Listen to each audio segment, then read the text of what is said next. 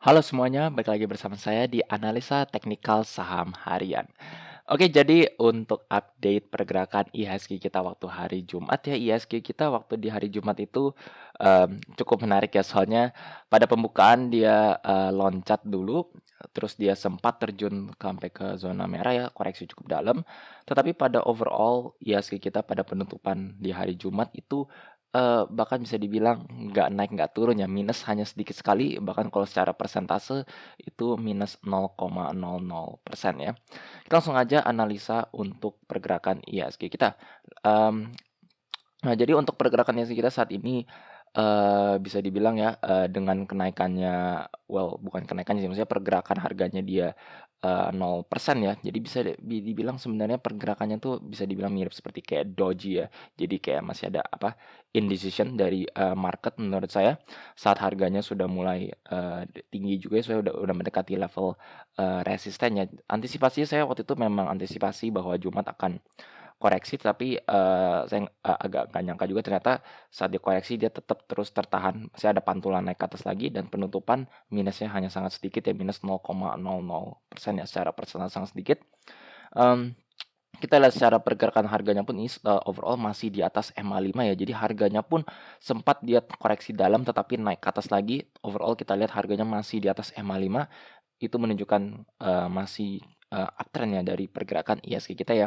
Memang sebenarnya kalau kalian nonton video saya sebelumnya, saya bilang bahwa emang secara osilator tandanya sih memang IHSG kita ada potensi naik ya, tetapi saya apa, take into consideration ya, soalnya kasus Covid kita yang sebenarnya saat ini masih kurang baik, yang terus meningkat sehingga hal tersebut juga bisa dampak kepada IHSG kita ya. Jadi karena itu untuk minggu lalu tuh menurut saya baiknya tuh kita tetap harus waspada gitu ya, maksudnya berwaspada, soalnya Covid kita masih kurang baik, IHSG juga cenderung bisa terkoreksi ya.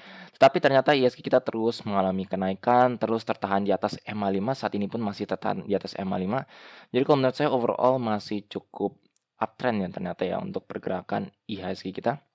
Dan kalau kita lihat secara RSI pun juga sama ya, RSI-nya saat ini pun terus tertahan, kalau kita lihat levelnya RSI saat ini masih di 53, trennya ini masih naik, jadi overall memang masih nanjak ya. Dan kita lihat juga dengan time frame per 4 jamnya. Nah, untuk per 4 jamnya memang dari awal kita lihat memang trennya dia naik, tetapi sebenarnya pada saat ini nih sudah ada tanda-tanda mulai melemah dan juga terlihat dari MACD-nya ya, MACD-nya ini sudah ada tanda-tanda pelemahan juga. Jadi kalau menurut saya, untuk minggu depan, mungkin kita bisa antisipasi akan ada pullback terlebih dahulu ya kalau menurut saya ya untuk pergerakan IHSG kita. Dan kita lihat juga dengan time frame per 1 jamnya ini emang dia sempat naik ke sini terus dia akhirnya turun, dan saat ini pun memang kalau kita lihat secara nominalnya ini emang turun ya 51, saat ini di 49, trennya emang turun, tetapi kalau kita lihat RSI-nya masih terjaga di atas level 50 ya, jadi overall masih bullish kalau menurut saya, untuk pergerakan IHSG. Tetapi untuk kedepannya mungkin untuk minggu depannya saya mungkin akan tetap antisipasi ya, terutama hari Senin biasanya cenderung merah terlebih dahulu. Untuk target koreksi kalau menurut saya mungkin akan menyentuh sampai di MA10 ya, soalnya overall menurut saya masih sangat strong uptrend sekali. Kalau turun pun menurut saya menyentuh sampai MA10, yaitu di garis ungu ini, sebelum dia mungkin pantul. Menurut saya untuk saat ini sih mungkin saya tetap bullish ya, dengan target kenaikannya menurut saya IHSG menyentuh kembali di level resistennya di 6.067 ya. Jadi itu aja update untuk pergerakan IHSG menurut saya untuk minggu depan, dan walaupun di IHSG saya bilang, hari Seninnya mungkin akan ada pullback terlebih dahulu ya, dan hal tersebut mungkin akan kontribusikan dengan saat ini menurut saya, sektor bank rata-rata koreksi ya dari minggu lalu karena PPKM ya. Tetapi kalau pandangan saya cukup berbeda untuk beberapa sektor dan juga beberapa emiten ya. Yang untuk pertama mungkin kita update aja untuk pergerakan Antam. Nah jadi, untuk Antam ini cukup menarik, soalnya saya kira Antam akan koreksi terlebih dahulu ya, hari Jumatnya ternyata justru dia naik kembali ya, emang kemarin tuh memang dia sudah break resist ya, tapi biasanya break resist ya ada pullback terlebih dahulu, tapi ternyata dia terus nanjak ke atas ya hari ini, kemarin tuh Antam naik kembali, naik 1,57%, bahkan sempat menyentuh 2.600 ya, cukup tinggi untuk kenaikan Antam. Nah, sekarang kita, ganti dulu ke Money Flow Index. Nah, jadi untuk Money Flow Index, dari Antam pun kita lihat per day-nya pun sudah menyentuh level overbought, dan kalau kita lihat 4 jamnya juga sama ya, overbought. Dan kalau kita lihat dengan time frame 1 jamnya, ini emang, dari awal kita, menunjukkan ya ada tanda-tanda bearish divergence ya. Ini bahkan kalau kalian lihat dari, MACD-nya pun juga memang ada, terus menunjukkan tanda-tanda bearish divergence. Tetapi kalau kita lihat ini ya titik rendahnya nih ya, dari Antam pergerakan kemarin tuh, titik rendahnya di 67,41, lebih tinggi daripada kerendahan dia sebelumnya. Jadi menurut saya mungkin kita bisa wait and see, pantau ke depannya. Kalau misalkan dia titik rendahnya ternyata udah mantul kembali, mungkin, bearish divergence-nya ini, false positive dan dia mungkin nanjak kembali ke atas, untuk menyentuh level yang sangat overbought ya. Nah, kalau menurut saya untuk minggu depan kayaknya Antam ini masih ada potensi untuk naik. Justru dari tanda ini saya lebih, cenderung dia akan naik ya. Kenapa? Soalnya kita lihat dari pergerakan harga nikel ya, soalnya menurut saya Antam mengikuti pergerakan harga nikel. Dan untuk, nikel kemarin Jumat itu naik 1,95% berdasarkan MCX, dan menurut saya untuk, indeks-indeks nikel lainnya menurut saya juga, pasti hijau ya. Jadi, nikel kita kalau kita lihat secara grafnya ini ya, dari awalnya terus jeblok, history-nya ini kita lihat history-nya, nikel jeblok ke sini, saat ini bahkan sudah menyentuh level tertingginya semenjak dia turun dari yang, pergerakan harga di sini ya. Jadi sudah sangat tinggi sekali nih kalau kita lihat pergerakan harga ini sebenarnya sudah mulai mendekati level tertingginya dia sebelumnya ya, dan waktu masa di sini tuh Antam itu di sekitar 2.900 ya.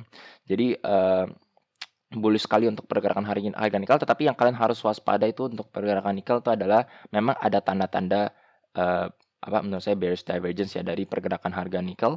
Ini kalau kita lihat dengan kenaikannya dia kemarin itu dia money flow index-nya justru dia turun ya, jadi emang turun. Ini kita lihat MACD-nya pun juga turun. Jadi kalau menurut saya mungkin untuk jangka pendeknya dia akan koreksi terlebih dahulu. Walaupun nih kalau kita lihat dengan time frame per 4 jamnya sih memang tanda-tandanya dia akan, masih akan lanjut kenaikannya ya. Jadi, mungkin maksudnya saya ini juga sangat bullish sekali. Jadi, target sih menurut saya mungkin dia akan koreksi terlebih dahulu.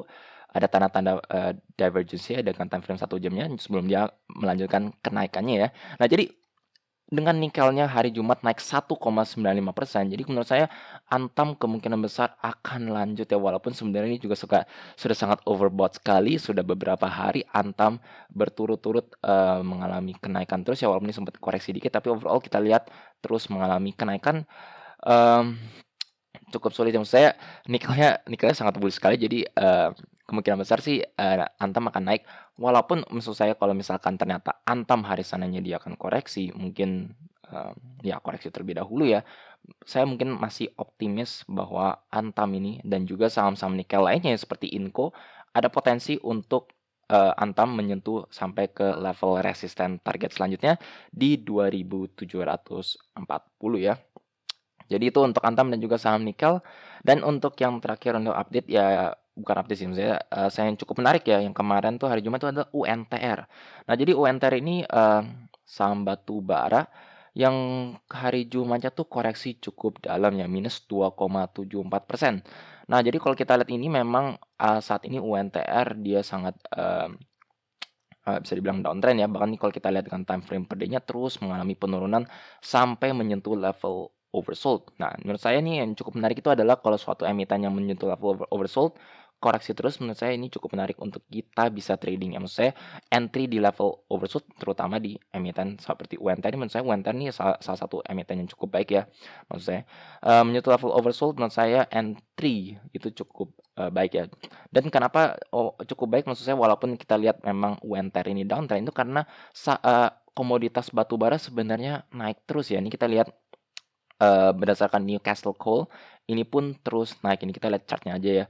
Walaupun chart seperti ini, kita lihat bahwa memang Coal harga batu bara itu sangat uptrend sekali, sangat bullish sekali ya, terus mengalami kenaikan. Tetapi UNTR belakangan ini terus mengalami koreksi. Jadi kalau menurut saya, sebenarnya ini UNTR masih ada potensi untuk naik karena, batu baranya sendiri pun naik ya. Jadi kalau kalian, pantau seperti Adaro dan juga kemarin tuh seperti ITMG tuh sempat naik cukup tinggi, tetapi UNTR sendiri justru tidak terlalu naik. Secara valuasi sebenarnya UNTR ini nggak terlalu mahal banget ya, ini kita kalau lihat secara valuasi, UNTR ini PBV-nya bahkan masih sekitar 1,2 atau 1,1 kalau nggak salah, dengan PR-nya bahkan di bawah 10 ya kalau nggak salah ya. Jadi menurut saya, cukup menarik dan ini kita lihat sendiri ya dengan time frame per day-nya menyentuh level, oversold dan kalau kita lihat secara MACD-nya ini ada tanda-tanda, bullish divergence ya, ini MACD-nya dia saat menyentuh di sini di MACD-nya di -268, saat dia turun lebih dalam ini di -123 ya. Jadi, ada tanda-tanda bullish divergence dengan time frame per day dan kita lihat dengan time frame per 4 jamnya ini lebih terlihat ada bullish divergence ya, ini bahkan kita lihat dengan garisnya pun saat dia harganya menyentuh di sini dan turun lebih dalam lagi, ini sudah menunjukkan bullish divergence dan kalau kita lihat dengan money flow index-nya juga menunjukkan bullish divergence ya. Ini kita lihat trennya dia, naik ke atas ya, masih menaik ke atas ya. Jadi kalau menurut saya cukup menarik untuk UNTR waktu hari Jumat.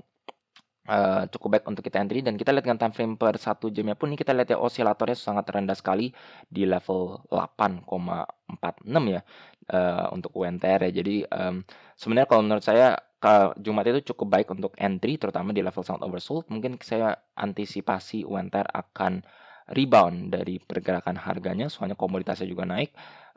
Dengan targetnya kalau menurut saya kenaikannya menyentuh sampai di garis EMA 20 setidaknya ya untuk, technical rebound-nya. Tetapi, entry-nya pun ya tetap jangan all-in ya soalnya masih ada potensi, maksudnya bisa aja dia turun lebih dalam lagi sebelum dia menunjukkan rebound-nya. Oke, jadi untuk video kali ini sekian saja. Semoga kalian yang masih, beraktivitas atau yang di rumah tetap, eee, menjalankan protokol kesehatan dan juga menjaga kesehatannya di tengah-tengah pandemi ini dan juga melonjaknya kasus COVID-19 ya. Oke, jadi itu aja untuk dari saya. Jika kalian merasa video seperti ini bermanfaat untuk kalian, jangan lupa untuk subscribe dan juga pencet tombol bel di sebelahnya supaya kalian selalu terupdate dan ternotifikasi dengan video-video yang saya akan upload setiap harinya. Sekian dari saya, terima kasih.